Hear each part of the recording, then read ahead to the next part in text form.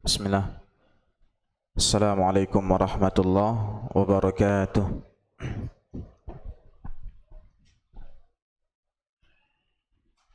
Innal hamdalillah nahmaduhu wa nasta'inuhu wa nastaghfiruh wa na'udzu billahi min shururi anfusina wa min sayyiati a'malina.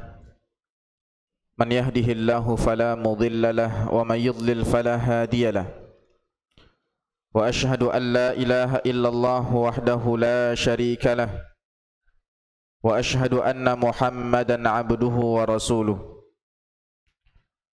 قال الله تعالى في القرآن الكريم: يا أيها الذين آمنوا اتقوا الله حق تقاته ولا تموتن إلا وأنتم مسلمون. اللهم علمنا ما ينفعنا وانفعنا بما علمتنا وزدنا علما نافعا وأرنا الحق حقا وارزقنا اتباعه وأرنا الباطل باطلا وارزقنا اجتنابه. اللهم إنا نعوذ بك من علم لا ينفع ومن قلب لا يخشع ومن نفس لا تشبع ومن دعوة لا يستجاب لها. أما بعد فإن أصدق الحديث كتاب الله وخير الهدي هدي محمد صلى الله عليه وسلم وشر الأمور محدثاتها وكل محدثة بدعة وكل بدعة ضلالة. معاشر الإخوان والأخوات الحاضرين والحاضرات al-musyahidin wal musyahidat rahimani wa rahimakumullah. Segala puji teruntuk Allah Subhanahu wa taala atas segala limpahan nikmat karunia-Nya sehingga kita dapat berkumpul kembali di majlis yang Allah cintai ini, berharap kepadanya agar Dia melimpahkan kepada kita ilmu yang bermanfaat, berharap kepadanya agar Dia menganugerahkan kepada kita taufik untuk dapat mengamalkan ilmu-ilmu yang kita peroleh,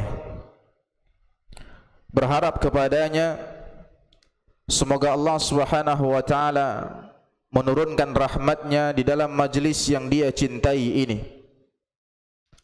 Semoga Allah Subhanahu wa taala mengistiqamahkan kita di atas jalan ini,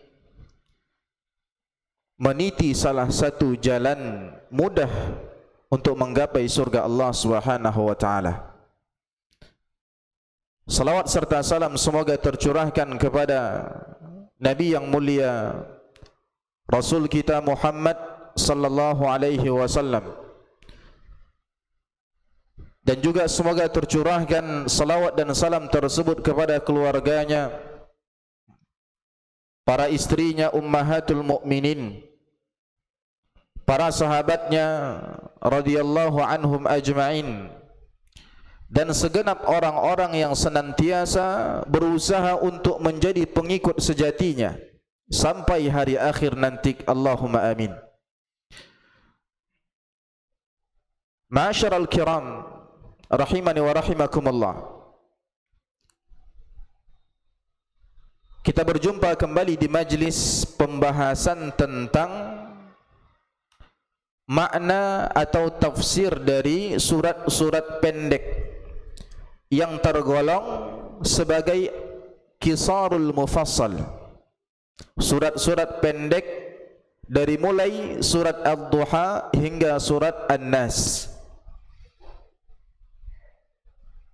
Pada pertemuan yang sebelumnya kita sudah sampai pada pembahasan surat Az-Zalzalah, yakni kita sudah menyelesaikan pembahasan tentang surat Al-Bayyinah, dan pada majlis ini kita akan mulai mempelajari apa sih makna dari kalamullah yang ada di dalam surat Az-Zalzalah.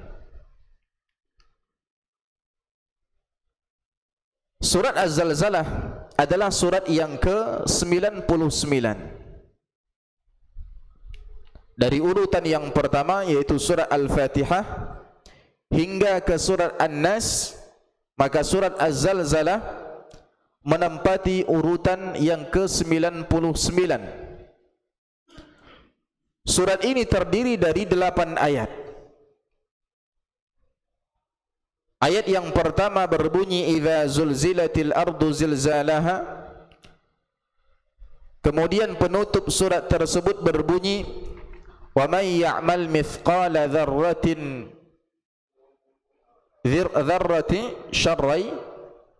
dzarratin khairan yarah. Iya. Wa may ya'mal mithqala dzarratin syarran yarah. Jumlahnya ada 8 ayat. Para ulama berselisih pendapat tentang status surat Al-Zalzalah ini, apakah dia surat Makkiyah atau surat Madaniyah. Kalau surat Al-Bayyinah sebelumnya itu tergolong surat Makkiyah atau surat Madaniyah? Berdasarkan pendapat jumhur ulama, siapa yang masih ingat? Lalu sebutkan alasannya. Ada yang bisa menyebutkan? Yang masih ingat? Tak apa-apa melihat catatan. Surat Al-Bayyinah tergolong surat apa berdasarkan pendapat mayoritas ulama dan apa alasan mereka? Saya harap adalah yang tunjuk tangan. Lupa. Fadal.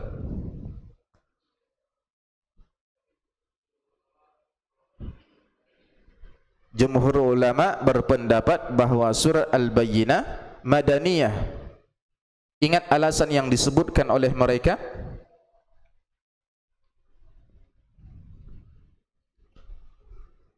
Tidak ingat.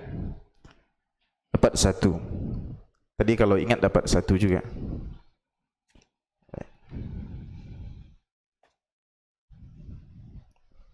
Nanti diambil ya. Nah, alasan yang kita sampaikan sebelumnya adalah karena surat Al-Bayyinah itu berbicara tentang Ahlul Kitab.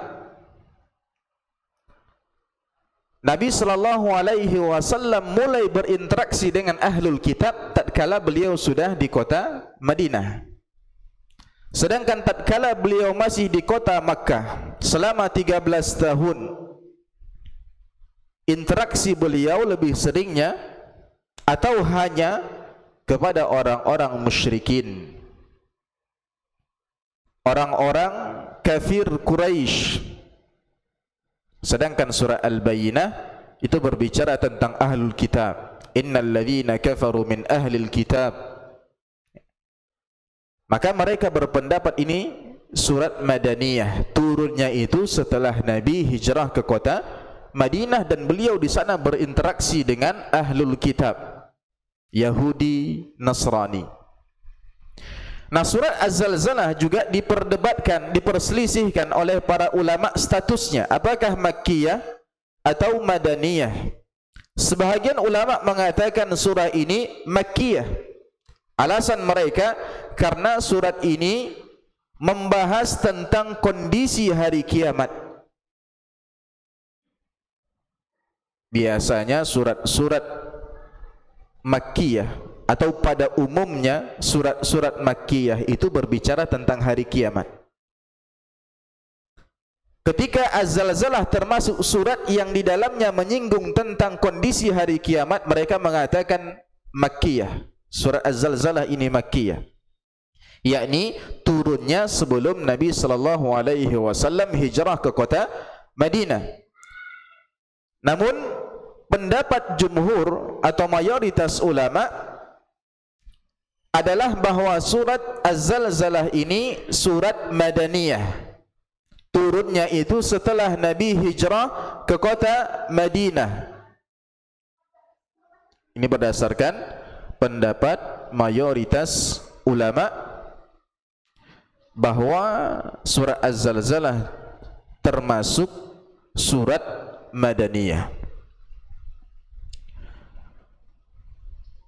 Apa yang dibahas di dalam surah Az-Zalzalah sebagaimana yang sudah kita sebutkan tadi, dalam surah Az-Zalzalah Allah Subhanahu wa taala menyebutkan tentang kondisi hari kiamat. Di dalam surat ini dibahas tentang proses terjadinya hari kiamat, yaitu ketika bumi diguncangkan oleh Allah Subhanahu wa taala dengan sedahsyat-dahsyatnya. Kemudian keluarlah isi perut bumi itu sehingga manusia kaget.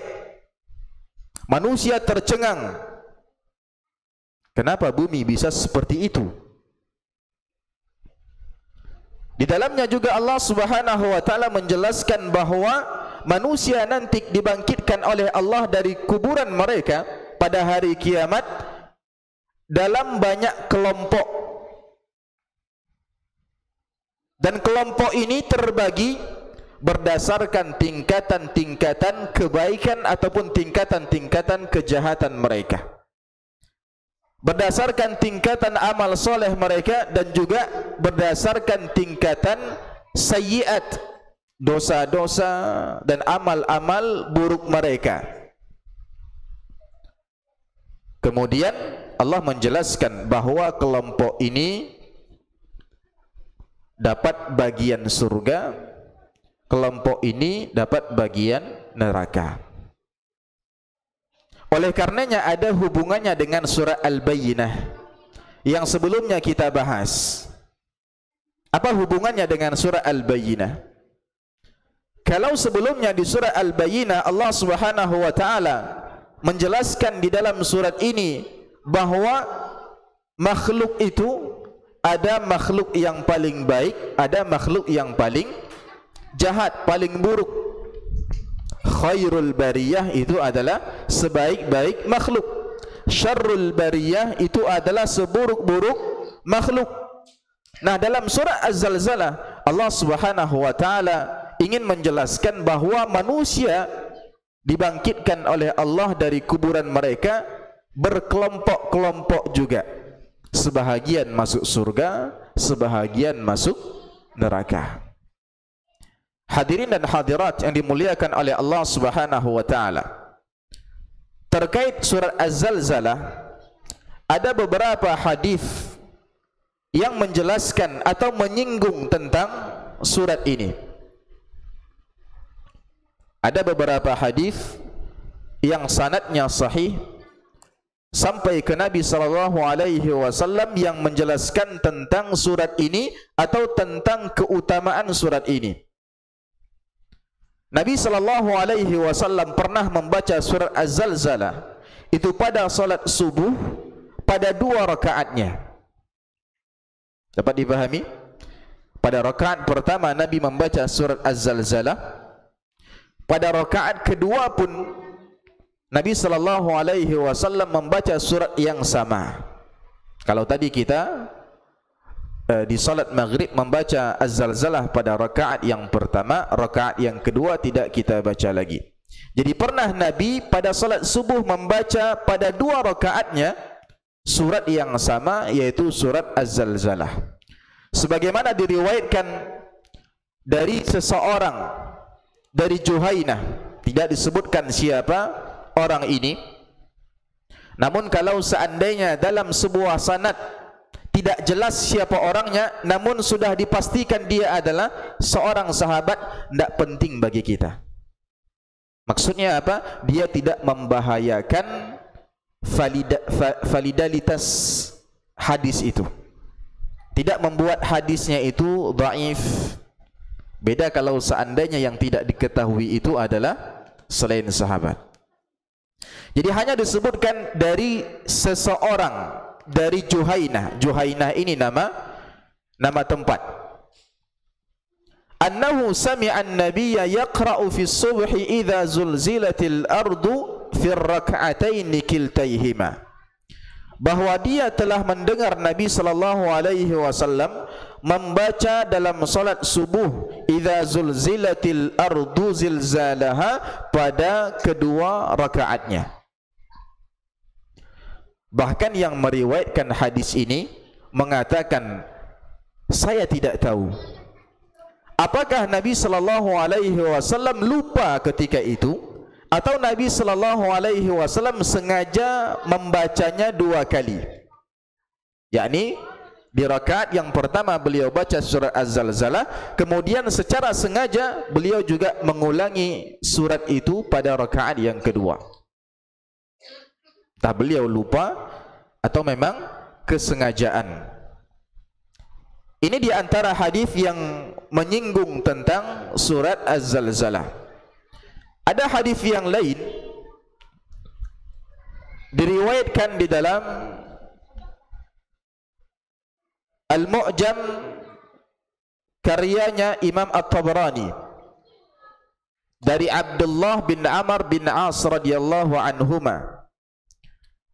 Abdullah bin Amr berkata, nazalat idza zulzilatil ardu zilzalaha wa Abu Bakrin qa'idun fabaka Abu Bakr. Ketika diturunkan firman Allah Subhanahu wa taala, idza zulzilatil ardu zilzalaha, apabila bumi diguncangkan dengan guncangan yang sangat dahsyat, saat itu Abu Bakar sedang duduk, lalu beliau pun menangis. Lalu Rasul sallallahu alaihi wasallam bertanya kepadanya, "Ma yubkika ya Abu Bakrin?" Apa yang menyebabkan engkau menangis wahai Abu Bakar? Abu Bakar berkata, "Abkatni hadhihi surah." Surat inilah yang membuatku menangis.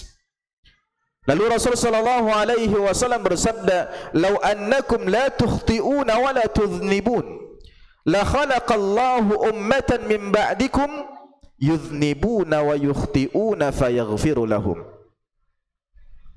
Perhatikan, Nabi sallallahu alaihi wasallam bersabda, seandainya kalian tidak pernah berbuat kesalahan dan dosa hingga Allah tidak perlu memberikan ampunannya kepada kalian, tentulah, pastilah Dia akan menciptakan umat setelah kalian yang dia pasti berbuat salah dan dosa, kemudian Allah Subhanahu wa taala memberikan ampunan kepada mereka. Makna hadis ini kata para ulama, bahwa mau tidak mau, berdasarkan ketetapan Allah Subhanahu wa taala dan takdirnya, manusia itu pasti berdosa dan berbuat salah. Kenapa? Karena kalau seandainya manusia tidak berbuat dosa dan salah, maka tidak ada makna bahwa di antara nama Allah Subhanahu wa taala adalah At-Tawwab, Al-Ghafur, Al-Afu. Kita tahu bahwa di antara nama Allah ada At-Tawwab, Maha penerima taubat, Al-Ghafur, Maha mengampuni, Al-Afu, Maha pemaaf. Kalau seandainya manusia tidak berdosa dan bersalah, maka tidak tampak bekas dampak daripada nama Allah Subhanahu wa taala yang 3 tadi. Tatkala manusia Allah takdirkan berdosa, berbuat salah, lalu dia meminta ampun kepada Allah, lalu Allah Subhanahu wa taala ampuni. Nah, di sini baru pas, di antara nama Allah adalah Maha Pemaaf, Maha Mengampuni. Ya? Jadi kita pasti berbuat salah dan dosa. Namun bukan berarti hadis ini menunjukkan bahwa ada keringanan untuk berbuat dosa. Tidak. Semua sudah berdasarkan ketetapan Allah. Ada orang yang berbuat dosa, lalu Allah Subhanahu wa taala beri dia taufik untuk memohon ampunan Allah, lalu Allah beri dia ampunannya. Ada di antara manusia yang dia setelah berbuat dosa dan kesalahan namun tidak segera menuju Allah dan tidak pernah mengingat Allah, sehingga Allah mungkin tidak mengampuni dosa-dosa dan kesalahannya. Dan hal ini dikuatkan oleh sabda Nabi kita Muhammad sallallahu alaihi wasallam, kullu bani Adam khata. Setiap cucu Nabi Adam, setiap anak Adam, setiap manusia khata, pasti bersalah. Wa khairul khata'ina tawwabun. Dan sebaik-baik manusia tatkala mereka jatuh pada kesalahan dan dosa, mereka segera bertaubat kembali kepada Allah Subhanahu wa taala. Ini sebagai muqaddimah untuk surat Az-Zalzalah. Jadi dia surat yang ke-99, terdiri dari 8 ayat. Berdasarkan pendapat mayoritas dia adalah surat Madaniyah. Kandungan surat ini adalah menceritakan tentang kondisi hari kiamat. Sekarang mari kita lihat surat ini satu persatu untuk kita mengkaji makna atau tafsiran-tafsirannya sebagaimana yang disebutkan oleh para ulama ahli tafsir di dalam kitab-kitab mereka. Agar tatkala kita membaca surat ini, kita lebih khusyuk, lebih dapat menghayatinya, mentadabburinya. Ayat yang pertama berbunyi, idza zulzilatil ardu zilzalaha. Apabila bumi diguncangkan dengan guncangan yang dahsyat. Zulzilat, ya, zulzilat itu maknanya diguncangkan dengan guncangan yang keras. Bukan guncangan biasa, ya, bukan guncangan seperti ini. Tapi guncangan yang dahsyat itu menggunakan kata zalzala atau zulzila. Guncangan atau bahasa lainnya gempa. Ya, tatkala bumi diguncangkan oleh Allah, tatkala bumi ini dibuat oleh Allah bergempa. Dan di sini berbicara tentang guncangan atau gempa bumi yang terjadi pada hari kiamat. Guncangan bumi atau gempa bumi yang terjadi pada hari kiamat yang diceritakan oleh Allah di ayat yang pertama ini, itu tidak sama dengan gempa bumi yang ada di dunia sekarang ini.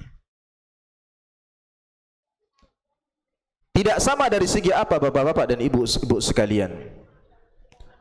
Dari segi kekuatan goncangan itu. Goncangan atau gempa bumi yang ada pada hari kiamat ini itu sungguh dahsyat. Dijelaskan di dalam banyak ayat yang lain. Seperti Allah Subhanahu wa taala berfirman dalam surah Al-Hajj ayat 1 sampai 2, menggambarkan betapa dahsyatnya guncangan bumi pada hari kiamat nanti. Ya ayyuhan nasu taqu rabbakum, kata Allah, wahai manusia, bertakwalah kepada Tuhanmu. Inna zalzalatas sa'ati syai'un 'azim. Sesungguhnya keguncangan pada hari kiamat itu adalah suatu kejadian yang sangat besar, azim, besar sekali, perkara yang sangat besar. Kenapa dikatakan keguncangan pada hari itu sangat besar? Dijelaskan oleh Allah pada ayat yang kedua, yauma tarawunaha tadhhalu kullu murdi'atin amma arda'at. Pada hari itu, kata Allah, ketika kamu melihat guncangan pada hari itu, semua perempuan yang menyusui anaknya lalai terhadap anak yang disusuinya. Tak ingat lagi. Ya, tak ingat lagi. Makanya dalam hadis yang lain disebutkan pada hari kiamat setiap orang memikirkan dirinya masing-masing. Nafsi, nafsi. Setiap orang nafsi, nafsi. Diri saya sendiri, dari diri saya sendiri. Ya, ibaratnya hari ini masing-masing lah, kan gitu. Kecuali satu orang, dia malah mengingat orang lain. Nabi kita Muhammad sallallahu alaihi wasallam pada hari itu yang malah dia fikirkan adalah ummati, ummati. Umatku, umatku. Tak sempat memikirkan anak, istri, harta. Bahkan ibaratnya di antara kondisi atau keadaan dekatnya seorang ibu dengan anaknya tatkala anaknya masih dalam tahapan disusui, masih saat dia disusui. Tapi tatkala hari kiamat, perempuan yang seperti ini sekalipun itu lalai dari anaknya, mikirkan diri sendiri lagi. Wa tada'u kullu dhati hamlin hamlaha. Semua perempuan yang hamil bahkan langsung keguguran. Kandungannya keguguran. Bayangkan betapa dahsyatnya hari kiamat dan goncangan bumi pada saat itu. Bisa membuat kandungan keguguran. Wa taran nasa sukara, dan kamu melihat manusia dalam keadaan mabuk. Wa ma hum bisukara, padahal sebenarnya mereka tidak mabuk. Tidak habis mabuk mereka, tidak habis minum-minum. Tapi kita melihat orang-orang seperti mabuk, dalam keadaan mabuk memang. Kenapa? Allah mengatakan walakinna azaballahi syadid, tetapi azab Allah saat itu sangatlah keras. Ini di antara gambaran bagaimana dahsyatnya hari kiamat nanti. Tatkala terjadi hari kiamat, bumi diguncangkan oleh Allah Subhanahu wa taala, dan keguncangan bumi, gempa bumi yang terjadi pada hari kiamat ini sekaligus menjadi pertanda munculnya alam lain yang disebut sebagai alam akhirat. Ya, akhirat, kita sudah masuk ke fase akhirat. Meskipun sebahagian ulama mengatakan alam akhirat sudah dimulai saat seseorang masuk ke dalam kuburannya. Di dalam ayat yang lain banyak sekali Allah Subhanahu wa taala mengisyaratkan kehancuran alam semesta ini tatkala hari kiamat telah datang. Seperti langit-langit yang hancur. Allah berfirman, "Idzas samaa'un syaqqat." Artinya sama itu, tatkala sama langit terbelah, hancur. Begitu pula dengan gunung-gunung. Allah Subhanahu wa taala berfirman dalam surah An-Naml misalnya ayat 88, "Wa taral jibala tahsabuha jamidah wa hiya tamurru marras sahab." Dan engkau akan melihat gunung-gunung yang engkau kira tetap di tempatnya, kokoh di tempatnya, padahal dia berjalan seperti awan yang berjalan. Perhatikan, gunung yang besar yang biasanya kokoh menancap di bumi, yang sehari-hari kita lihat, ya, kalau kita di Sumbar ya, yang selalu kita lihat itu pada hari kiamat berterbangan seperti awan. Dalam ayat yang lain Allah Subhanahu wa taala berfirman, "Wa bussatil jibalu bassa fakanat haba'an mumbatha." Dan gunung-gunung dihancur luluhkan oleh Allah Subhanahu wa taala sehancur-hancurnya. Fakanat haba'an mumbatha, maka jadilah ia debu yang berterbangan.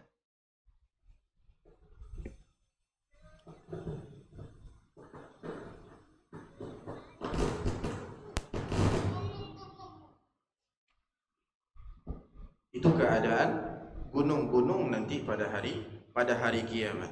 Begitu juga bumi. Semuanya akan berubah. Semuanya menjadi rata. Bahkan digantikan oleh Allah Subhanahu wa taala dengan bumi yang lain. Bukan bumi yang kita pijak sekarang ini. Ini sudah rata, sudah hancur. Kemudian berganti dengan bumi yang lain. Dalilnya Allah Subhanahu wa taala berfirman, "Wa idzal ardu muddat." Dan apabila bumi diratakan, yakni pada hari kiamat nanti. Allah Subhanahu wa taala juga berfirman, "Yauma tubaddalul ardu ghairal ardi was samawat." Pada hari ketika bumi diganti dengan bumi yang lain. Demikian pula dengan langit. Langit setelah infatarat, setelah insyaqqat, terbelah hancur tadi, Allah gantikan dengan bumi yang lain. Bayangkan tatkala kita berada pada kondisi saat itu, bagaimana tidak orang yang sedang mengandung anaknya keguguran, bagaimana tidak orang lalai daripada karib kerabatnya karena tidak ada kesempatan untuk bisa memberikan syafaat kepada orang lain ketika itu.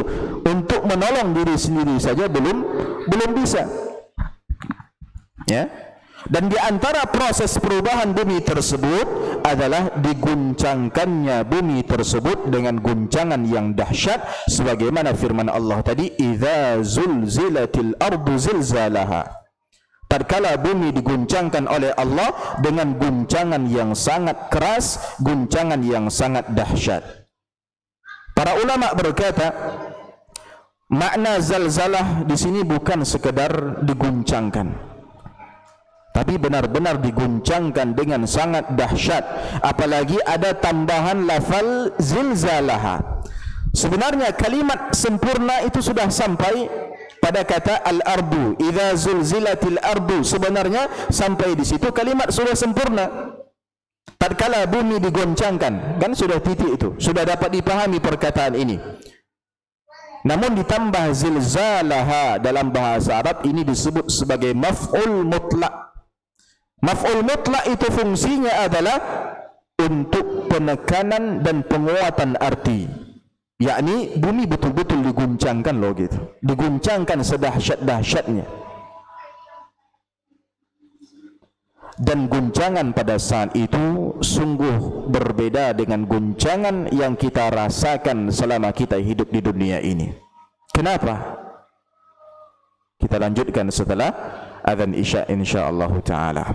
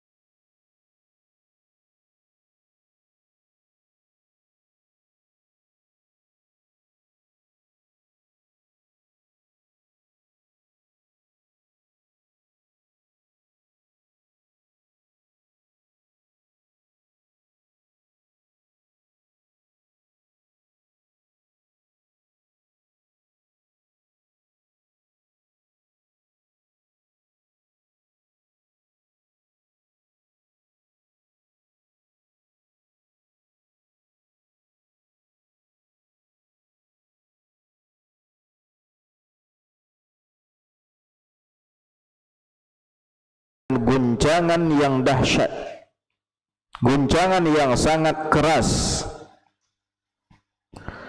Kata Syekh Al-Wasaimi di dalam kitab beliau Ma'ani Al-Fatihah wa Qisar Al-Mufassal, makna-makna dari surah Al-Fatihah dan Qisar Al-Mufassal yang kita jadikan sebagai rujukan utama pada kajian kita ini. Az-zalzalatul lati taqa'u fil ardi naw'an. Zalzalah, gempa bumi atau guncangan bumi yang terjadi di dunia ini, itu ada dua jenis. Ada dua jenis gempa bumi yang terjadi di bumi ini. Yang pertama, zalzalatun fi jihatin min jihatiha, guncangan atau gempa bumi yang terjadi pada sebahagian sisi bumi saja. Terjadi di sebahagian sisi bumi namun tidak pada sisi yang lainnya.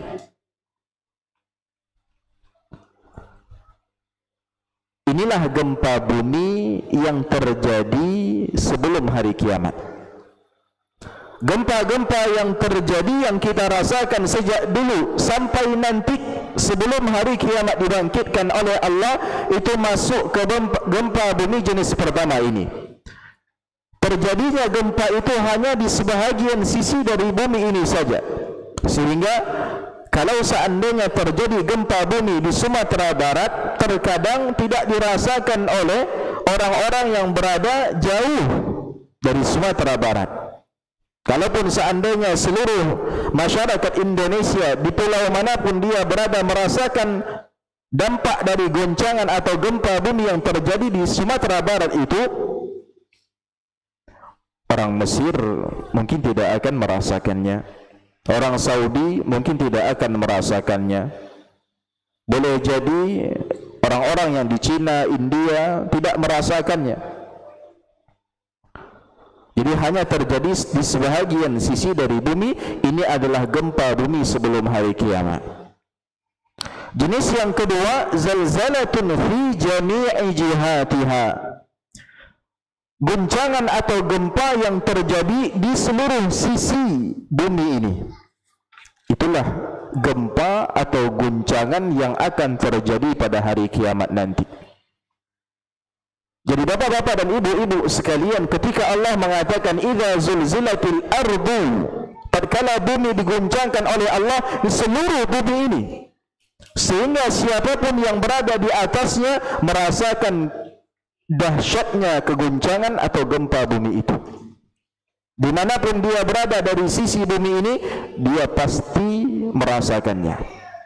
Dan ini hanya terjadi pada hari kiamat.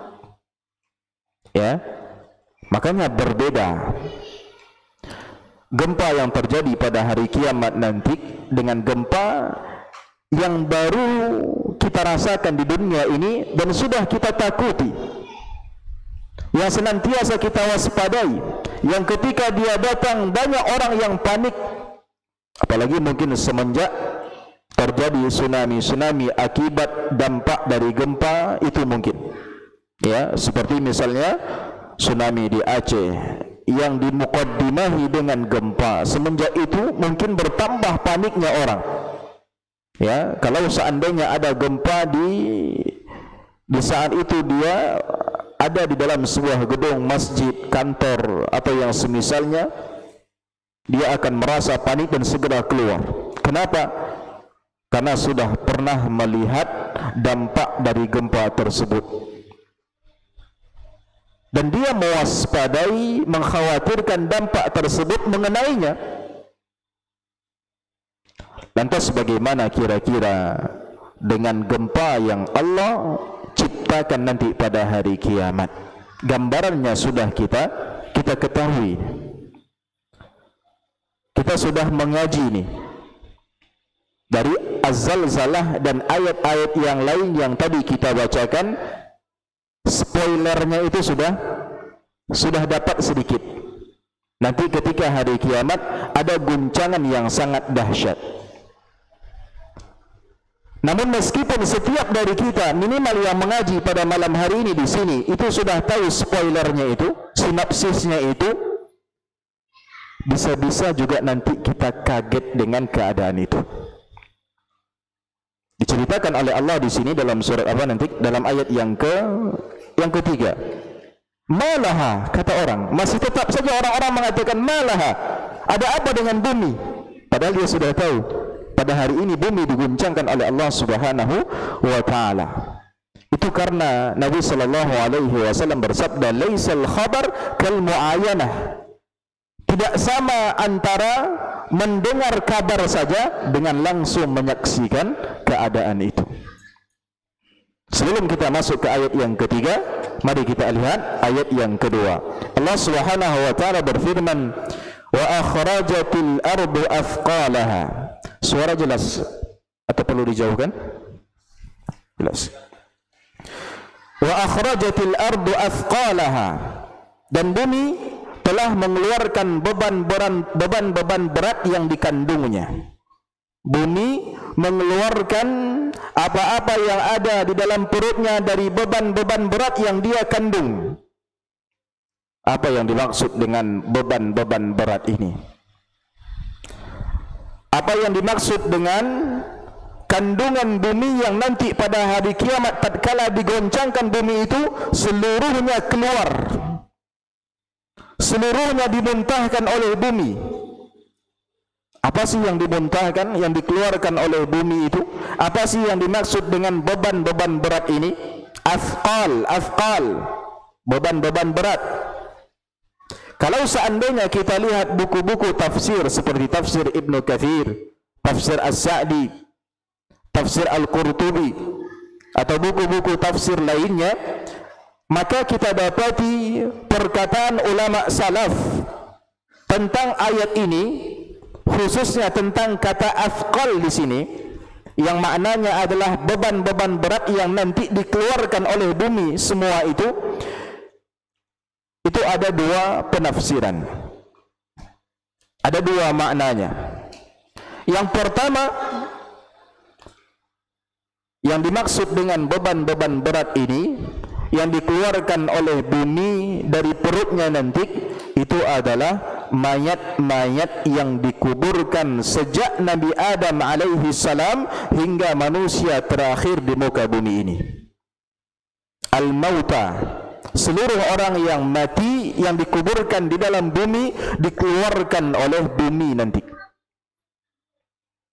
Bagaimana tidak, dia sedang diguncangkan, dia sedang dihancurkan, keluar semua isi perut bumi itu. Berupa apa? Berupa mayat-mayat yang sudah dikuburkan semenjak Nabi Adam sampai manusia terakhir. Itu pendapat yang pertama. Pendapat yang kedua, yang dimaksud dengan afqal di sini, beban-beban berat yang dikeluarkan oleh bumi dari perutnya itu adalah benda-benda berharga yang ada biasanya di dalam bumi. Seperti apa? Emas, perak, tembaga, gas, dan yang semisalnya, berdasarkan perbedaan tanah masing-masing, ya, itu semuanya keluar. Namun pada saat itu tidak ada lagi yang berminat dengan emas. Sebanyak apapun dia lihat bongkahan emas itu, tidak ada lagi yang berminat untuk mengambilnya. Kenapa? Hari kiamat sudah terjadi. Allah Subhanahu wa taala berfirman, "Yauma la yanfa'u malun wala banun." Pada hari kiamat itu tidak lagi bermanfaat mal, harta sebesar apapun itu, sebanyak apapun itu, tidak berguna. Kalau tidak berguna, ngapain diambil? Wala banun, bahkan anak-anak kita sekalipun tidak berguna pada saat itu. Ya. Tapi Syekh Al-Wasaimi bisa kita tambahkan menjadi pendapat yang ketiga. Syekh Al-Wasaimi mengatakan di dalam kitabnya tadi, kullu ma fil ardi huwa mimma yu'addu min athqaliha. Setiap yang ada di dalam perut bumi itu termasuk athqal, termasuk beban-beban berat yang dimaksud di ayat kedua ini. Artinya apa? Semua yang ada di dalam perut bumi dikeluarkan, baik orang yang mati ataupun benda-benda berharga tadi, semuanya dikeluarkan, dimuntahkan oleh bumi. Kemudian masuk kita ke ayat yang ketiga, masih berbicara tentang hari itu saat bumi digoncangkan. Kata Allah, wa qalal insanu ma laha, dan manusia bertanya karena keheranan, kaget, terperanjat. Mereka mengatakan, malaha, apa yang terjadi pada bumi ini? Sebagian ulama memberikan tafsiran bahwa pada hari kiamat nanti manusia akan bertanya-tanya dan menjadi kaget karena kokoh tiba-tiba terguncang dengan guncangan yang sangat dahsyat. Makanya kaget. Ini apa-apaan? Ada apa ini? Ada apa dengan bumi? Ya, lalu orang-orang pun ya berkata dengan perkataan yang diceritakan oleh Allah tadi, malaha, apa yang terjadi? Dan lafal al-insan di sini, siapa tadi yang mengatakan malaha? Insan. Wa qala al-insan. Pada saat itu manusia berkata di sini maksudnya bertanya. Saat itu manusia bertanya, siapa yang dimaksud manusia di sini? Sebagian ulama mengatakan karena manusia di sini bersifat umum, maka itu mencakup orang yang beriman dan juga orang yang kafir. Baik orang yang beriman ataupun orang yang kafir, semuanya bakal kaget melihat bumi seperti itu, kemudian mengatakan malaha, ada apa dengan bumi? Kok bisa orang yang beriman juga ikut kaget? Padahal mereka beriman dengan terjadinya hari kebangkitan ini. Mereka beriman seyakin-yakinnya bahwa pada hari kiamat nanti akan terjadi hal yang dahsyat seperti ini. Seperti yang tadi kami katakan, karena memang tatkala kita di dunia ini hanya mendengarkan kabar, meskipun kita beriman dengan kabar yang disampaikan oleh Allah dan Nabi sallallahu alaihi wasallam itu, namun pasti berbeda rasanya tatkala kita langsung menyaksikan. Ya, tatkala kita langsung menyaksikan, kita kaget, kemudian bertanya-tanya, padahal kita sudah ada ilmunya sebelumnya. Itu saking terkejutnya manusia dengan apa yang terjadi pada bumi saat itu. Sebagian ulama yang lain berpendapat bahwa yang dimaksud dengan al-insan di sini, manusia di sini, itu hanyalah orang-orang kafir. Ya, yang ketika mereka dibangkitkan, lalu bumi diguncangkan seperti itu, mereka kaget. Kenapa? Wajar, karena pada masa hidup mereka di dunia, mereka memang tidak beriman kepada hari kiamat. Meskipun mereka baca surah Az-Zalzalah misalnya, tapi iman mereka tidak ada. Mereka tidak yakin ini bakal terjadi seperti ini. Bahkan orang-orang kafir tidak yakin kalau mereka nanti dibangkitkan lagi oleh Allah Subhanahu wa taala, sehingga nampak bumi saat mereka dibangkitkan, bumi digoncangkan seperti itu, kaget. Malaha orang-orang kafir saja. Adapun orang-orang yang beriman, mereka memang sudah bersiap-siap untuk hari ini. Mereka sudah tahu bumi nanti digoncangkan dan mereka sudah siap untuk menghadapi kondisi itu. Dan itu juga diperkuat oleh firman Allah Subhanahu wa taala dalam Al-Qur'an. Setelah Allah menyebutkan keadaan orang kafir dalam surat Yasin ayat 52, qalu ya wailana man ba'athana min marqadina. Mereka mengatakan, yakni orang-orang kafir itu, celakalah kami, ya wailana man ba'athana min marqadina, siapa yang membangkitkan kami dari tempat tidur kami ini? Siapa yang membangkitkan kami dari kubur? Kenapa mereka bertanya-tanya lagi? Karena memang dari awal mereka tidak percaya dengan hari kebangkitan. Makanya Allah sering menjelaskan, dalam surat Yasin juga dijelaskan oleh Allah, mudah bagi kami untuk mengembalikan tulang-tulang itu kembali dan kami bangkitkan kembali. Ya, bahkan secara logika dan akal pun menciptakan dari awal itu tentu lebih sulit dibandingkan sudah pernah diciptakan lalu diciptakan ulang. Ya, dibangkitkan lagi itu lebih mudah. Kemudian setelahnya Allah berfirman menyebutkan tentang bagaimana orang beriman saat itu. Adapun orang-orang yang beriman, kata Allah, mereka mengatakan hadza ma wa'ada ar-rahmanu wa sadaqal mursalun. Inilah yang dijanjikan Allah yang Maha Pengasih dan Maha benarlah para rasul. Apa yang disampaikan oleh para rasul tentang kejadian hari kiamat, apa-apa yang telah disampaikan oleh Allah dan Dia janjikan di dalam Al-Quran, ternyata benar adanya. Tidak kaget lagi mereka, ya, karena iman mereka tadi. Jadi sebagian ulama mengatakan manusia di sini umum, sebagian mereka mengatakan ini khusus orang-orang kafir saja. Ya. Kemudian ayat yang keempat, Allah Subhanahu wa taala berfirman, "Yauma idzin tuhadditsu akhbaraha." Pada hari itu, yakni pada hari kiamat, saat bumi diguncangkan tadi, tuhadditsu akhbaraha, bumi menyampaikan beritanya. Ya.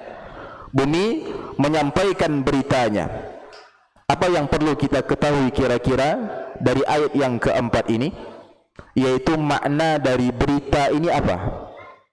Berita apa yang nanti disampaikan dan diceritakan oleh bumi kepada Allah Subhanahu wa taala? Ada dua pendapat.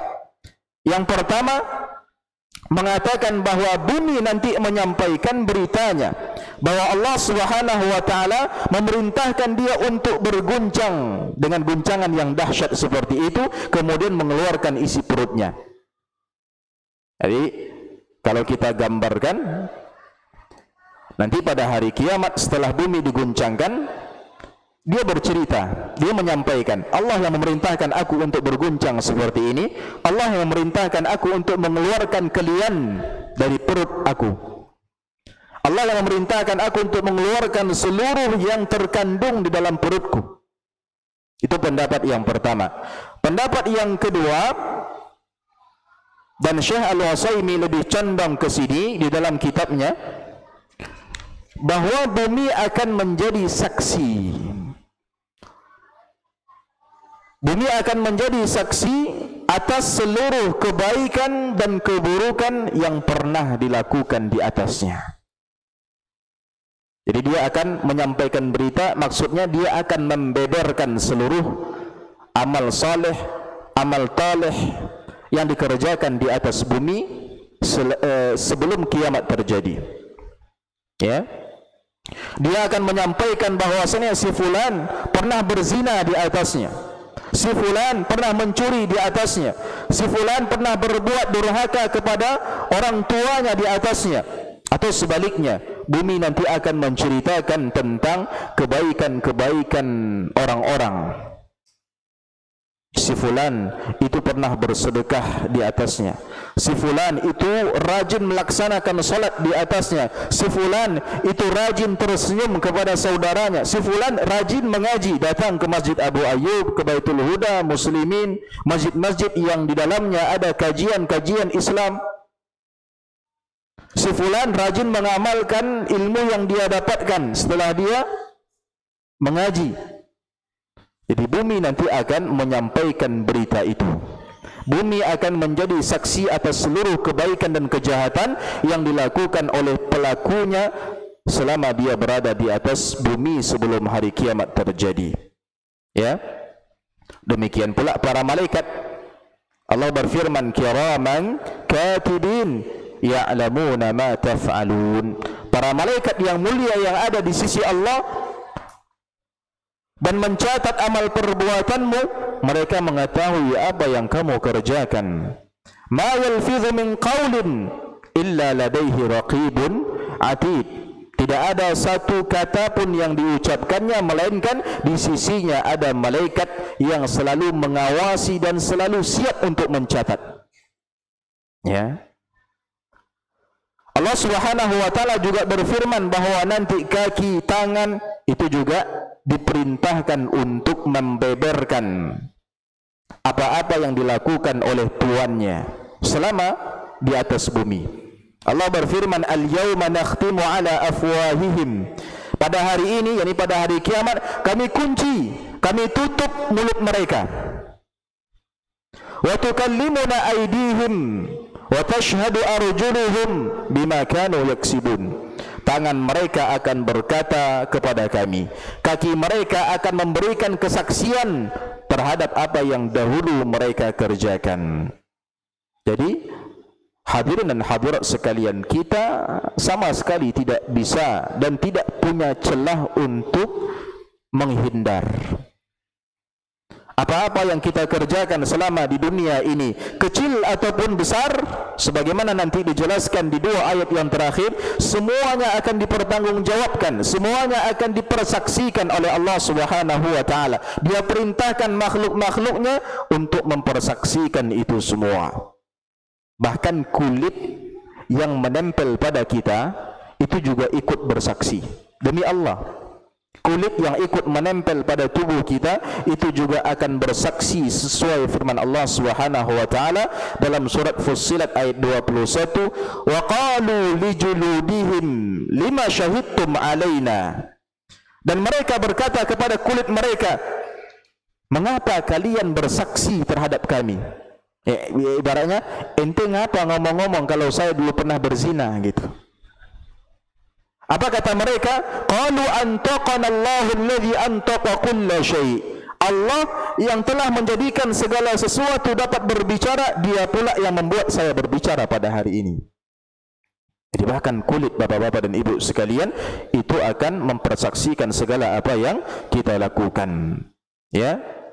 Demikian pula tatkala seseorang melakukan kebaikan-kebaikan.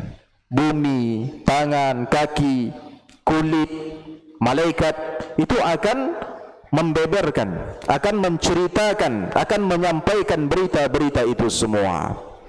Betapapun seseorang berusaha untuk menyembunyikan amalannya, itu semua akan tercatat dengan rapi.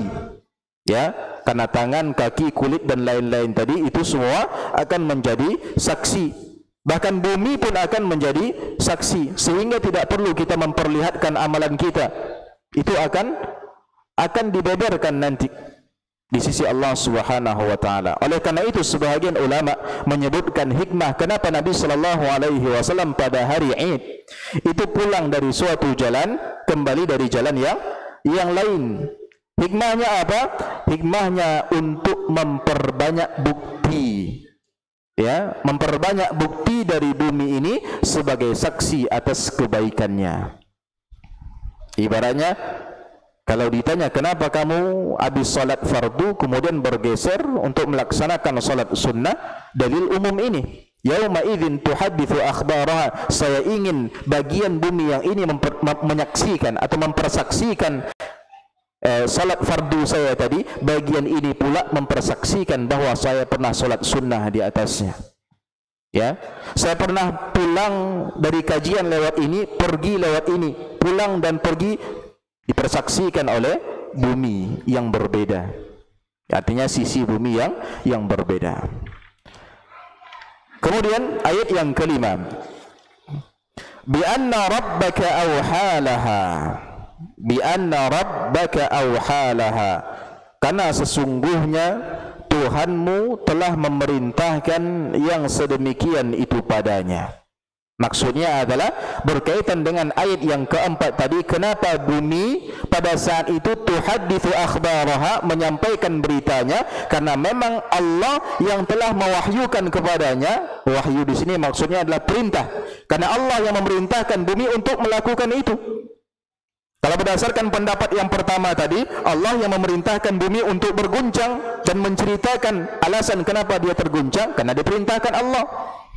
Allah yang telah mewahyukan, memerintahkan kepadanya untuk menyebutkan seluruh kesalahan-kesalahan, dosa-dosa yang pernah terjadi di atasnya, untuk menceritakan tentang seluruh amal saleh, kebaikan-kebaikan yang pernah diperbuat di atasnya. Itu yang kelima. Ya, tidak banyak insyaallah. Mudah dipahami. Bi anna rabbaka awhalaha. Itu karena sesungguhnya Allah yang telah memerintahkan bumi untuk melakukan itu. Kemudian ayat yang ke-6, Yauma idzi yasdurun nasu ashtatan liyurau a'malahum. Pada hari itu, masih berbicara tentang hari kiamat. Pada saat bumi digoncangkan oleh Allah dengan guncangan yang dahsyat. Pada hari itu kata Allah, yasdurun nasu ashtata. Manusia keluar dari kuburnya dalam keadaan berkelompok-kelompok. Ya. Ini kelompok pertama yang suka berzina misalnya. Kelompok yang kedua yang dulu suka mencuri. Ini kelompok yang ketiga yang suka gibah. Ya. Ini yang suka begini begitu, dibangkitkan dari kuburan secara berkelompok-kelompok seperti itu sesuai tingkatan atau jenis amal mereka. Untuk apa? Liyurau a'malahum, untuk diperlihatkan kepada mereka balasan semua perbuatannya. Kelompok ini tadi yang perbuatannya seperti ini, yang dia seburuk-buruk makhluk misalnya, yang levelnya sekian itu dapat bagian ini, dapat ganjaran ini. Itu tujuannya. Nah, ini merupakan bentuk keadilan Allah Subhanahu wa taala. Dibangkitkannya seluruh manusia pada hari kiamat dalam keadaan berbeda-beda sesuai dengan keadaan amalan mereka yang berbeda-beda pula selagi mereka hidup di dunia. Kan adil yang seperti itu. Selama di dunia amalan mereka berbeda-beda, ketika di akhirat nanti mereka akan dibangkitkan dalam keadaan berbeda-beda pula sesuai kelompoknya masing-masing dan mendapatkan ganjaran dari Allah yang berbeda-beda juga sesuai dengan keadaan amalan mereka selama mereka di dunia. Dikumpulkan oleh Allah Subhanahu wa taala seluruh manusia secara berkelompok, ya, berdasarkan tingkatan dosa, tingkatan amal soleh yang mereka kerjakan, ya. Kemudian kita masuk ke ayat yang ke-7 dan yang ke-8. Allah Subhanahu wa taala berfirman di ayat yang ke-7, "Faman ya'mal mithqala dzarratin khairan yarah." Dzarratin berjumpa dengan kha, hukumnya izhar, ya. Masih banyak yang membaca dzarratin khairan yarah. Ya, salah, tidak ada dengung di sini. Di ayat yang ke-8 baru. Karena dzarratin berjumpa dengan shin, baru hukumnya ikhfa, ada dengung atau gunnah dua harakat. Faman ya'mal mithqala dzarratin khairan yarah. Maka kata Allah, barang siapa yang mengerjakan kebaikan seberat dzarrah, niscaya dia akan melihat balasannya. Barang siapa yang mengerjakan kebaikan seperti apa itu? Di sini lafal kebaikan datang dalam bentuk nakirah dalam bahasa Arabnya, menunjukkan umumnya makna kebaikan di sini. Artinya kebaikan apapun, maka mithqala dzarrah, meskipun seberat dzarrah, yarah, maka dia akan melihat balasannya dari Allah Subhanahu wa taala. Apa kira-kira yang ingin kita ketahui maknanya dari ayat yang ke-7 ini? Saya rasa tentang kata dzarrah. Apa yang dimaksud dzarrah di sini? Biasanya ditafsirkan dengan apa? Atau diterjemahkan dengan apa biasanya? Kalau tadi kita masih menggunakan kata dzarrah ini, barang siapa mengerjakan kebaikan seberat dzarrah, niscaya dia akan melihat balasannya. Sebahagian Al-Quran terjemah itu kan langsung diterjemahkannya dzarrah ini. Biasanya apa? Ada sebahagian itu yang pernah kami lihat, sebelum pakai kata dzarrah, tapi sebelumnya ada kata biji, ya, biji dzarrah. Ada juga yang menterjemahkannya dengan atom, ya, atom. Setidaknya tentang kata dzarrah itu ada 3 penafsiran. Yang pertama adalah an-namlatus saghirah, semut yang kecil. Semut yang kecil. Sebagaimana ada dalam hadis disebutkan, yuhsyarul mutakabbiruna yaumal qiyamah amthalal dzarri fi suwarir rijal. Orang-orang yang sombong akan dihimpunkan, dikumpulkan pada hari kiamat seperti dalam bentuk semut-semut kecil dengan rupa manusia.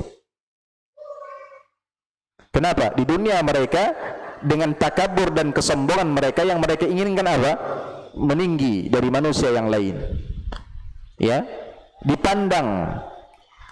Lalu balasannya dihinakan oleh Allah, dikumpulkan dalam bentuk semut-semut kecil tapi rupa manusia. Ya. Semut kecil di sini, semut kecil yang baru lahir itu. Kecil sekali. Yang kedua, pendapat kedua tentang makna dzarrah adalah sisa-sisa butiran debu yang ada di tangan seseorang. Tatkala dia meletakkan tangannya di tanah atau di debu, kemudian dihempaskannya, atau mungkin gini, ya. Kemudian sisa-sisa yang ada di tangan itu, itulah yang disebut sebagai dzarrah. Kecil ya, tidak terlihat kadang. Yang ketiga, makna dzarrah partikel-partikel kecil yang terlihat di sela-sela cahaya matahari. Pernah lihat? Jadi berupa debu-debu yang berterbangan. Kalau ada sinar cahaya matahari, kadang kita melihat ternyata berdebu ruangan ini. Itu dzarrah. Pendapat yang dikuatkan oleh Syekh Al-Utsaimin, makna dzarrah itu adalah pendapat yang pertama tadi, yaitu semut kecil. Semut kecil. Ya. Yang intinya sebagaimana kata Al-Imam Al-Qurtubi di dalam kitab tafsirnya, wa hiya fil jumlah, secara umum, ibaratun an aqallil asya' wa asghariha. Maksud dari dzarrah itu adalah ibarat sesuatu yang sangat sedikit dan terkecil. Sesuatu tersedikit dan terkecil. Itu maksudnya. Yang ingin disampaikan oleh Allah itu, yakni sekecil apapun, sesedikit apapun amal tersebut, dia akan melihat balasannya dari Allah Subhanahu wa taala. Ya. Jadi intinya dzarrah itu benda yang sangat kecil yang secara zahirnya tidak mempunyai berat apabila ditimbang. Secara zahirnya tidak terasa ketika dipegang. Itu dia dzarrah. Jadi Allah ingin menjelaskan bahwa kebaikan sekecil apapun atau seringan apapun itu pasti akan dibalas oleh Allah. Inilah kemahaadilan Allah Subhanahu wa taala, sehingga tidak ada yang luput jemaah sekalian dari balasan Allah Subhanahu wa taala. Semuanya pasti dibalas. Ya. Ketika menafsirkan ayat ini, Muqatil ini salah seorang tabi'in dari kalangan ahli tafsir. Ketika menafsirkan ayat 2 ini bisa dianggap sebagai asbabun nuzul lah. Sebab turunnya 2 ayat ini, bukan keseluruhan surat, tapi 2 ayat ini turun punya sebab. Ya, karena boleh jadi seperti itu. Surat itu turunnya tidak sekaligus. Ya. Seperti surat Iqra saja, surat Al-Alaq. Pertama kali turun semuanya? Tidak, hanya 5 ayat pertama saja. Nah, Muqatil ketika menjelaskan ayat ke-7 dan ayat ke-8 dari surah Az-Zalzalah, beliau menyebutkan sebab nuzulnya. Beliau mengatakan ayat ini turun setelah turunnya firman Allah Subhanahu wa taala surah Al-Insan ayat 8 yang berbunyi, wa yut'imuna at-ta'ama 'ala hubbihi miskina wa yatima wa asira. Wa yut'imuna at-ta'ama 'ala hubbihi miskinan wa yatiman wa asira. Dan mereka memberikan makanan yang disukainya. Kita punya makanan yang kita sukai, itu yang diberikannya kepada orang miskin, kata Allah, itu yang diberikannya kepada anak yatim, dan itu yang diberikannya kepada orang yang ditawan. Ini bercerita tentang orang-orang beriman, sahabat Nabi sallallahu alaihi wasallam. Mereka kalau memberikan sedekah dan infak itu adalah dari harta yang mereka sukai. Mungkin mengamalkan firman Allah di awal surat, di awal juz 4, lan tanalul birra hatta tunfiqu mimma tuhibbun. Kalian tidak akan mendapatkan kebaikan sampai kalian menginfakkan harta yang kalian cintai. Ya, yang kalian sukai. Nah, mendengar ayat ini ada dua orang. Yang satunya ini ketika didatangi oleh peminta-minta, pengemis, lalu dia memeriksa persediaan makanan miliknya, tetapi ternyata makanan miliknya pun tinggal sedikit. Hal itu membuat dia enggan untuk memberikannya kepada peminta-minta ini. Kenapa? Bukan karena dia pelit, tapi dia berpikir seperti ini. Allah memuji infak berdasarkan harta yang dicintai. Maksud harta dicintai ini cukup loh. Orang melihatnya itu Masya Allah banyak, membuat saya kenyang ini. Yang sedikit ini tidak akan dibalas oleh Allah, ini tidak akan dianggap oleh Allah gitu. Mending saya tidak kasih. Ya, gambaran lainnya, kita nampak pengemis di jalan. Ternyata tidak bawa dompet, tapi di kantong ada duit 1.000. Masa ngasih 1.000 daripada 1.000 yang dikasih, tidak usah kasih. Ya, lebih baik tidak usah ngasih. 1.000 apalah ini gitu. Laki-laki tadi berpikir 1.000 ini tidak akan dianggap oleh Allah Subhanahu wa taala terlalu kecil dan terlalu ringan, terlalu remeh. Yang satu lagi, ya, laki-laki yang satu lagi, dia mengerjakan dosa-dosa yang dia anggap remeh, secara zahirnya dosa kecil. Ya, berbohong, melakukan ini dan itu. Dia menganggap tidak masalah. Dosa-dosa kecil seperti ini itu tidak dipandang dan tidak dianggap oleh Allah. Allah hanya mencatat atau akan membalas orang-orang yang melakukan dosa-dosa besar saja. Maka turunlah dua ayat ini. Faman ya'mal mithqala dzarratin khairan yarah. Barang siapa yang mengerjakan kebaikan meskipun seberat zarah, kecil, ringan, tapi dia akan mendapatkan atau melihat balasannya. Begitu juga wa may ya'mal mithqala dzarratin syarran yarah. Ayat yang ke-8 berbunyi, barang siapa yang mengerjakan kejahatan meskipun seberat zarrah, niscaya dia akan melihat balasannya. Jadi ikhwan dan akhwat sekalian, jangan pernah meremehkan sekecil apapun amalan kita, baik amalan kebaikan ataupun amalan keburukan. Nabi sallallahu alaihi wasallam mengatakan, la tahqiranna minal ma'rufi syai'an. Jangan sekali-kali kalian menganggap remeh kebaikan sekecil apapun itu. Walau an talqa akhaka biwajhin talq. Meskipun sekedar ketika bertemu dengan saudaramu lalu engkau bertemu dengan dia dengan wajah yang berseri-seri. Remeh memang ini, tapi jangan anggap bahwa kebaikan ini itu tidak termasuk dalam catatan malaikat. Itu tidak termasuk kebaikan yang kita akan diberi balasan atasnya. Tidak, semua itu akan kita lihat nanti pada hari kiamat. Ya. Makanya Nabi senantiasa memotivasi kita untuk beramal meskipun hanya bisa beramal sedikit. Ittaqun nar, kata Nabi. Jauhilah api neraka walau bisyiqqi tamrah, meskipun hanya dengan bersedekah sepotong kurma. Ya. Sepotong kurma. Kurma itu dibelah lagi, itu dia ya. Meskipun cuma setengah yang kita berikan kepada orang yang membutuhkan, itu akan dinilai sebagai kebaikan oleh Allah Subhanahu wa taala. Faman lam yajid, tidak juga dapat kurma, kata Nabi, fabi kalimatin thayyibah. Kalau begitu bersedekahlah dengan kalimah thayyibah. Ucapan-ucapan yang baik. Ya. Ucapan yang baik kepada orang lain, atau ucapan yang baik yang dimaksud di sini adalah tasbih kita, tahmid kita, takbir kita, istighfar kita, zikir kita. Itu semua adalah kalimah thayyibah. Ya. Ingat selalu pesan Ibnul Mubarak Beliau pernah mengatakan rubba amalin saghir tu'azzimuhu an-niyyah wa rubba amalin kabir tusaghiruhu an-niyyah.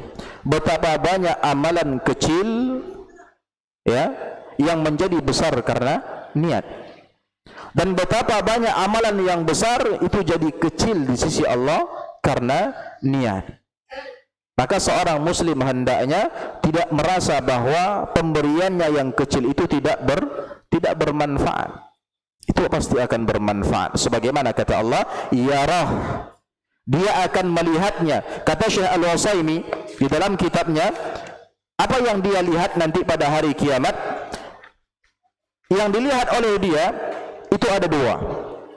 Yang dilihat oleh orang-orang yang melakukan kebaikan meskipun sekecil zarrah, orang-orang yang melakukan keburukan meskipun sekecil zarrah, nanti dia akan melihat dua hal pada hari kiamat. Yang pertama, dia akan melihat amalannya itu, dan yang kedua, dia akan melihat balasan dari amalannya itu.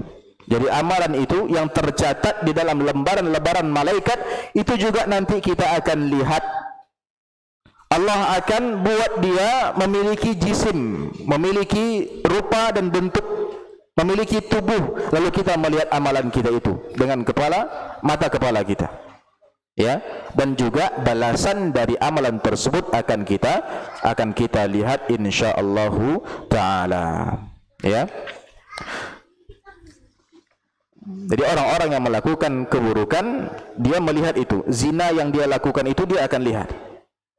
Kemudian balasan dari zinanya itu dia akan lihat juga. Artinya akan diberikan kepadanya siksa Allah Subhanahu wa taala akibat perbuatannya itu. Begitu juga orang yang berbuat kebaikan, dia akan melihat sedekah dia akan melihat salat dia akan melihat senyuman dia akan melihat ucapan salam dia. Lalu dia juga akan mendapatkan balasan dari segala perbuatan baik itu semua.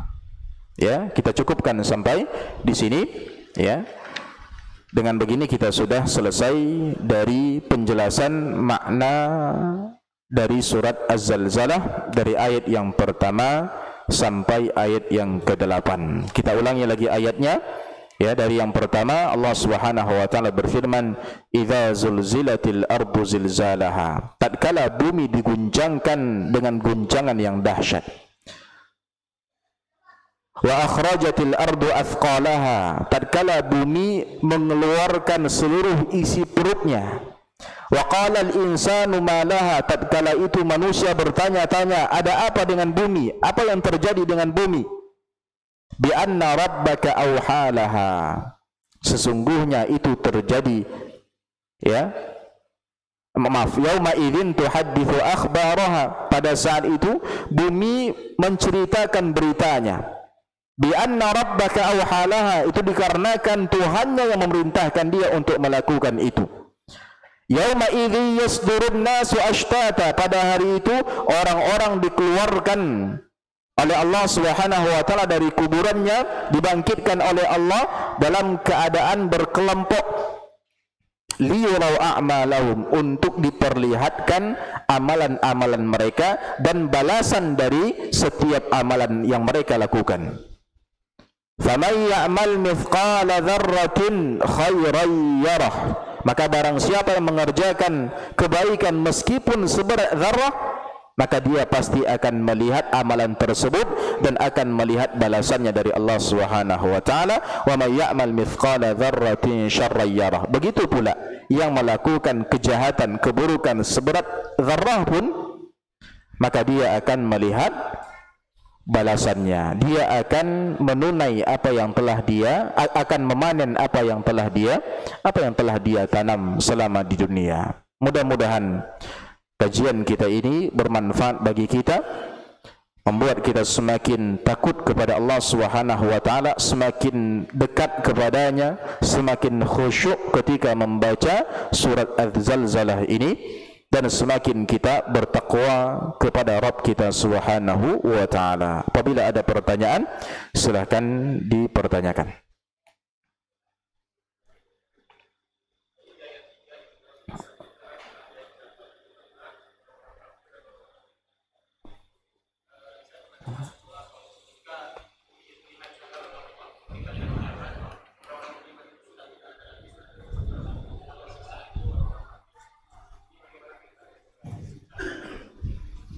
Ketika apa tadi?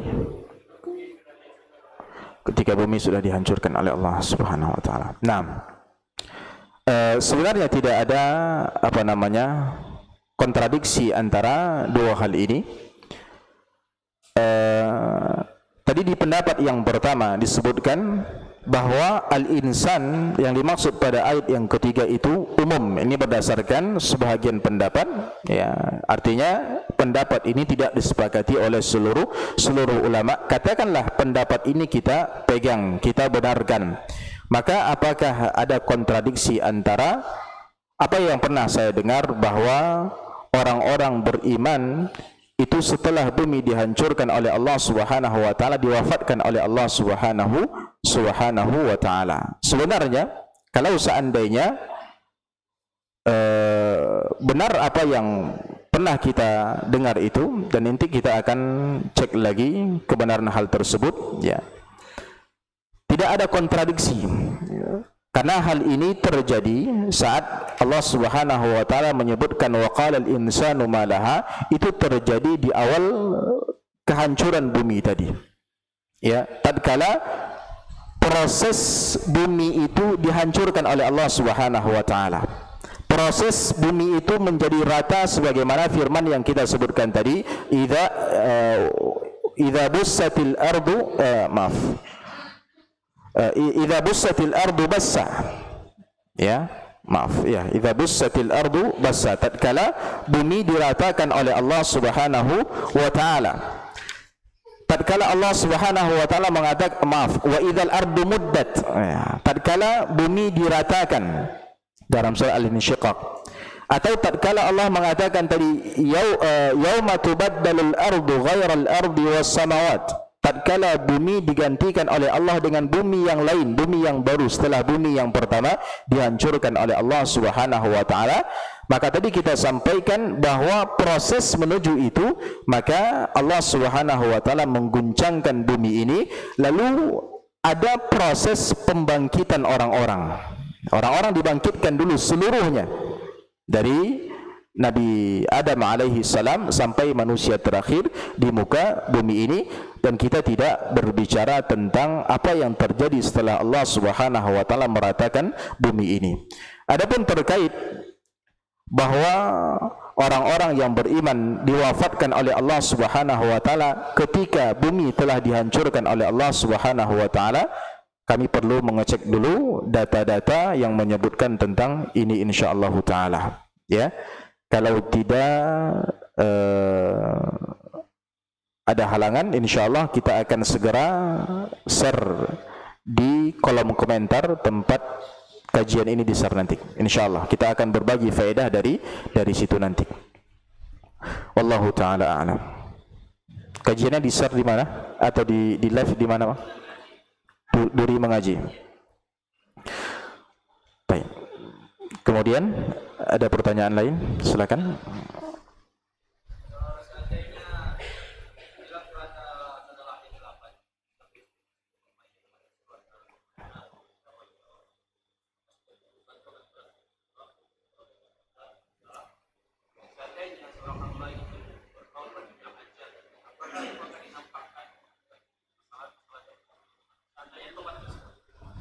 Iya.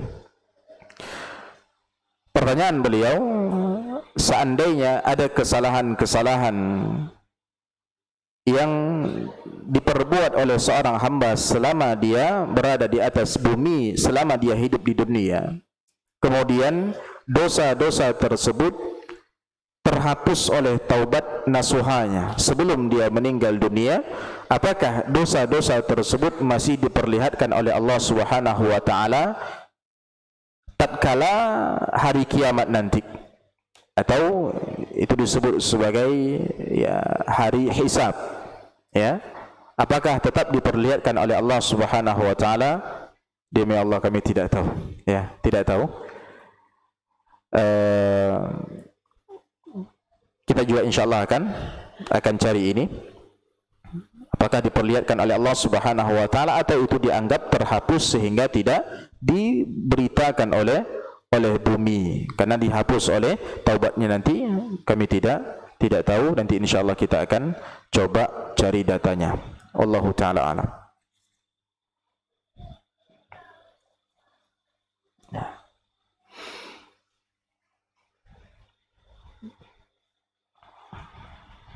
Namun berdasarkan dengan mengumpulkan atau mengkompromikan banyak ayat-ayat atau hadis-hadis yang bercerita tentang ini,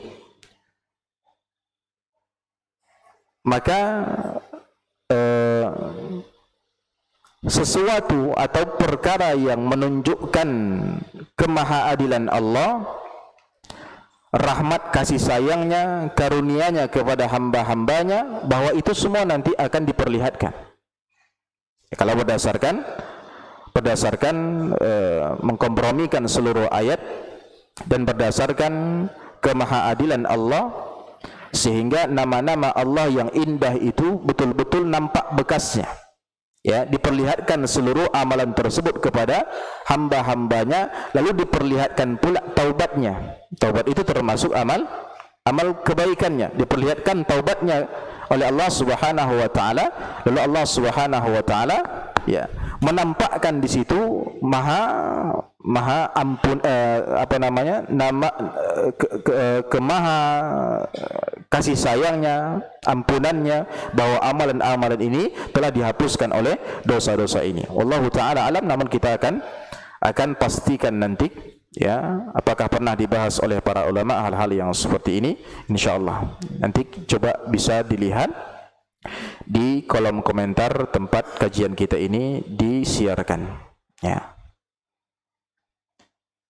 Sudah jam 20.40, kita cukupkan sampai di sini, ya. Insyaallah kita akan lanjutkan pada pertemuan kita yang akan datang surat selanjutnya, yaitu surat Al-Adiyat, ya, surat Al-Adiyat. Wallahu taala a'lam. Yang benar datangnya dari Allah Subhanahu wa taala dan berkat taufik darinya. Adapun yang salah itu karena minimnya ilmu kami dan dari syaitan, kami mohon ampun kepada Allah Subhanahu wa taala. Mudah-mudahan Allah Subhanahu wa taala senantiasa memberi kita taufik untuk beramal saleh dan menganugerahkan kepada kita ilmu yang bermanfaat. Allahumma amin. Subhanakallahumma wa bihamdik, asyhadu an la ilaha illa anta, astaghfiruka wa atubu ilaik. Wassalamualaikum warahmatullahi wabarakatuh.